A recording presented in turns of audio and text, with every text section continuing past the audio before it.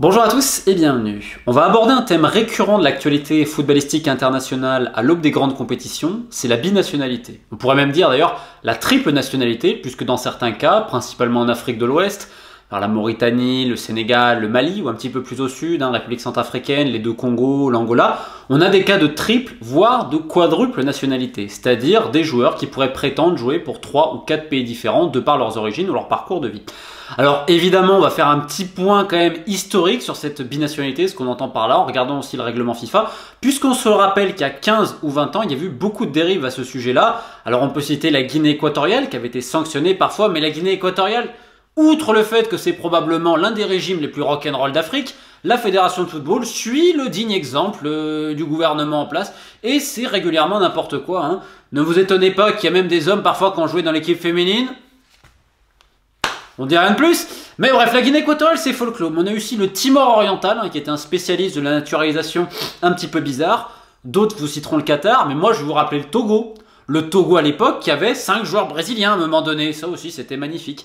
Et donc on naturalisait à tour de bras et il a été vu par la FIFA de mettre certains règlements en place justement pour éviter cela. Alors aujourd'hui, si on s'en fie au règlement, il faut que le joueur soit né dans le pays, soit que l'un de ses parents soit né, soit l'un des grands-parents. C'est-à-dire que l'arrière-grand-parent, ça ne marche pas officiellement. Ou alors, avoir résidé au moins 5 ans continuellement après l'âge de ses 18 ans dans le pays. Souvent, on a tendance à voir, vu d'Europe, que la binationalité, ça concerne le vieux continent et l'Afrique principalement. Alors que non, c'est un phénomène mondialisé. Vous retrouvez des binationaux de partout, en Océanie, en Amérique centrale, en Amérique du Nord, Amérique du Sud, Afrique, bref, vous en retrouvez vraiment au Moyen-Orient de partout. Ce n'est pas un simple phénomène entre l'Europe et l'Afrique.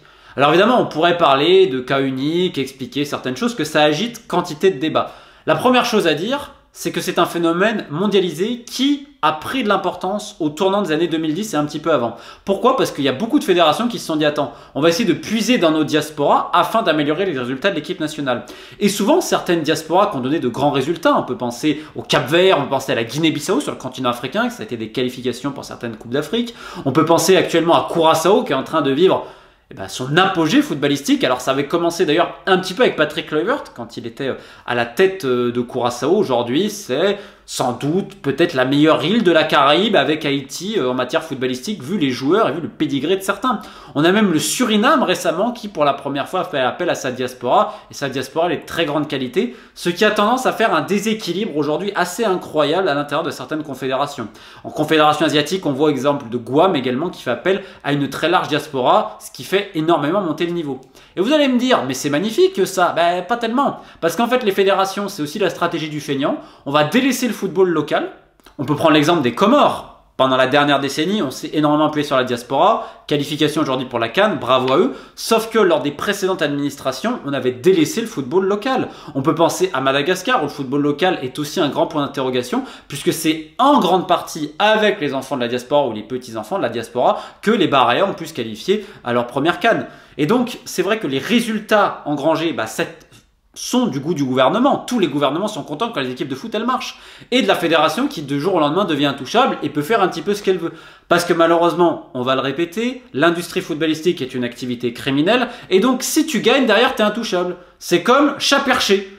Donc quand t'es président de fédération et que tu gagnes, tu peux faire ce que tu veux derrière. Hop, je suis perché, chat perché. Donc le football local, t'en as rien à cirer, tu détournes un petit peu goulûment, mais t'as des résultats. Tu dis à la population, regardez, ça travaille. Alors qu'un résultat de football, ça veut pas. Et ça ne veut pas forcément dire que derrière ça travaille bien, surtout dans le cadre d'une sélection nationale où d'un coup tu vas bénéficier de joueurs qui jouent dans les meilleurs niveaux européens. C'est un peu ce qui s'est passé en Haïti. On a fait 3e de la Gold Cup. Oui, mais enfin bon, ils violaient quand même toujours autant les gamines et détournaient autour des millions quand même. Mais bon, on a fait 3e de la Gold Cup. Comme si le football local haïtien s'était développé sous l'administration Jean Bart. Évidemment, c'est foutaise. Donc, tout ça, ça fait qu'aujourd'hui, on va pousser à l'extrême la logique de la binationalité. Et vous avez certains pays, on va remplir de binationaux et tout. Et en oubliant un petit peu le local. Sauf que à l'inverse aussi, on a certains problèmes pour les binationaux afin de venir. Parce que, et c'est là en fait, c'est un grand paradoxe, et comme je vous dis, il y a souvent cette idée de dire ouais, le mec, regarde, c'est de l'opportunisme, il a refusé de jouer dans tel pays parce qu'il n'avait pas le niveau, donc il s'est rappelé du pays de ses parents, de ses grands-parents. Dans certains cas, c'est vrai, clairement. Dans d'autres cas, on a l'idée du local, fier, qui représente la patrie, c'est pas vraiment le cas. Prenez l'exemple du Pakistan. Quand il y a eu les premiers expatriés, c'était les British Boys comme on les appelait, qui venaient des divisions inférieures britanniques, galloises et anglaises, Les joueurs au Pakistan, c'était très dur pour eux de s'adapter parce que les mecs au Pakistan leur disaient mais tu me voles ma place, tu vas voler mes primes. Et les mecs n'étaient pas motivés en fait, ils leur disaient mais pourquoi vous venez? Pourquoi vous voulez nous voler notre argent? Les mecs ne voyaient pas, mais après c'est une conception, la plupart ne voyaient pas l'idée de jouer pour le pays, mais l'idée de dire je vais essayer d'améliorer mon quotidien, ce qui peut se comprendre. C'est une autre question, c'est une autre problématique.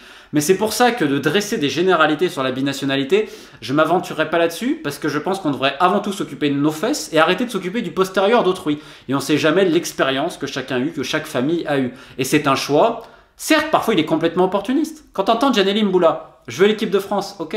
Tu vois que l'équipe de France c'est plus possible. Maintenant je veux la Belgique. Tu vois que la Belgique c'est plus possible. Et maintenant tu vas dire que tu aimes la RDC. En effet, je peux comprendre certains en Congo qui se disent on se fout de notre gueule. Et tout ça, ça va aussi de l'hypocrisie générale du football où on veut toujours paraître magnifique. Donc tu vas entendre les mecs qui arrivent dans leur sélection, mais j'aime le pays, etc. À un moment donné, tu peux le dire. N'importe qui aujourd'hui, soyons pas hypocrites. Si on te donne l'opportunité de faire une carrière internationale, tu l'as fait ou pas? Mais bien sûr que tu l'as fait, faut arrêter. Tu veux faire les meilleurs événements, tu vis pour toi, tu as envie d'être heureux. Et en effet, et en plus, si tu peux représenter le pays, en effet, il y a peut-être un lien. Mais c'est avant tout une question sportive, c'est avant tout une question j'ai envie de faire les meilleurs matchs, et il y en a pour d'autres, j'ai envie d'être un joueur international, parce que ça me fait de l'argent, ça me fait plein de choses. Et c'est vrai qu'il y en a qui se servent aussi de la binationalité pour revenir au pays, etc., pour faire du business, hein. C'est aussi une réalité. Demande certains binationaux de RDC quand ils rentrent à Kinshasa s'ils font pas du business immobilier, et qui ne se servent pas de ça pour ensuite faire un peu d'argent. Parce qu'il y en a en effet qui sont là pour profiter et qui ont des passe-droits pas possibles, parce que, et ça c'est notamment vrai en Afrique, on va prendre Bifouma au Congo-Brazza, qui à un moment donné a eu un grand succès, mais ça fait longtemps, c'est un peu plus compliqué sur la sélection. Mais il a une relation particulière avec le chef de l'État. Et c'est vrai que certains chefs d'État africains ont une relation avec certains leaders de sélection qui sont aussi binationaux, qui ont accepté de venir au pays, etc. On peut aussi parler de l'exemple du Gabon, où il y a certains joueurs binationaux, ils sont venus parce que leur famille, on les a arrosés, on leur a amené plein d'argent. Et bref, récemment, il y a dans cette course effrénée à la binationalité l'exemple de la Chine qui est peut-être le plus intéressant, avec le Maroc. Alors le Maroc, en effet, il y a en plus... Le Maroc a des diasporas un petit peu de partout, la diaspora néerlandaise, française, espagnole, enfin bref. Donc c'est vrai que ça ne doit pas être non plus facile à gérer, parce qu'il y a aussi l'intégration des binationaux dans un groupe pour des problèmes linguistiques, pour des différences culturelles, enfin c'est assez fascinant. Et encore là, le Maroc, tu as des différences linguistiques et culturelles, mais ça peut être également des différences religieuses. On peut penser par exemple à la diaspora palestinienne, qui à un moment donné venait du Chili, venait d'Argentine, les mecs ne parlaient pas un mot d'arabe, certains qui venaient des États-Unis, certains qui... Enfin voilà, c'était assez incroyable avec ensuite toutes les conditions. Donc des fois, c'est des aventures aussi épiques. Et pour un coach et un staff, ça nécessite plein d'ordres. Ça soit au niveau, justement, niveau de la compréhension des joueurs, de la société, enfin des peuples. C'est assez fascinant justement à étudier à ce niveau-là.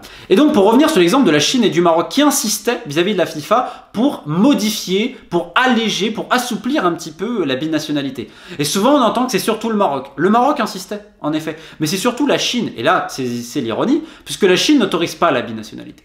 Tu ne peux pas être binational. C'est comme le Laos. C'est pour ça que Billy, j'arrive pas à prononcer son nom de famille, donc il m'excusera, n'a jamais pu jouer pour le Laos parce qu'il devrait renoncer à sa citoyenneté française.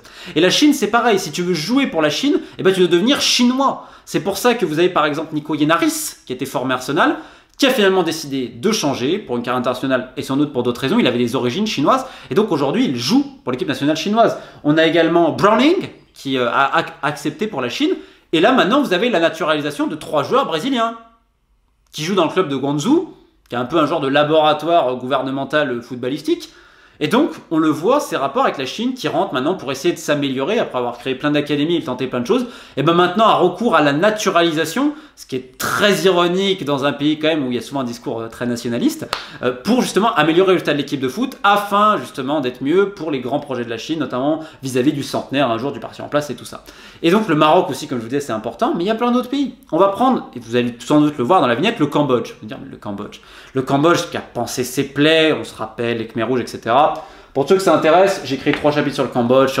Voilà. La binationalité est énormément retracée dans mon dernier ouvrage, The Beautiful Game, Foot, Guerre et Politique.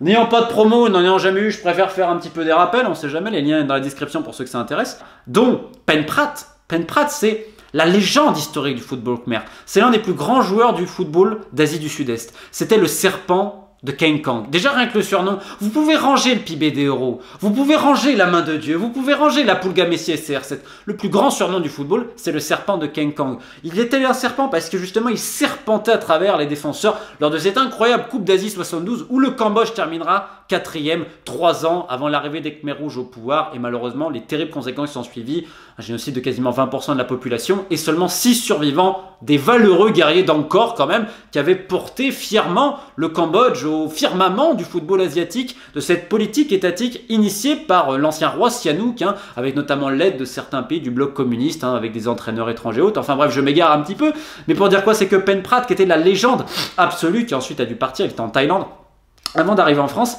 et bah son fils dans les années 2000, Stéphane, a joué pour l'équipe du Cambodge avec un autre, Darit Ing, un autre franco-khmer, qui ont ouvert la voie des années plus tard à Thierry Bin, à Boris Koch, à Danny Kouch.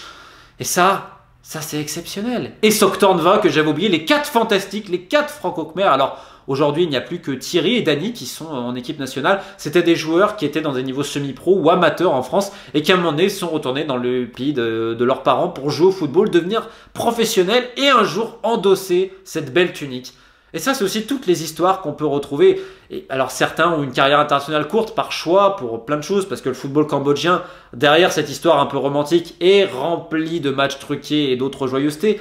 Mais il y a aussi la fierté de se dire que dans le stade national de Phnom Penh, devant 50 000 personnes, tu vas représenter toute une nation qui est à fond, parce que le Cambodge est un véritable pays de football.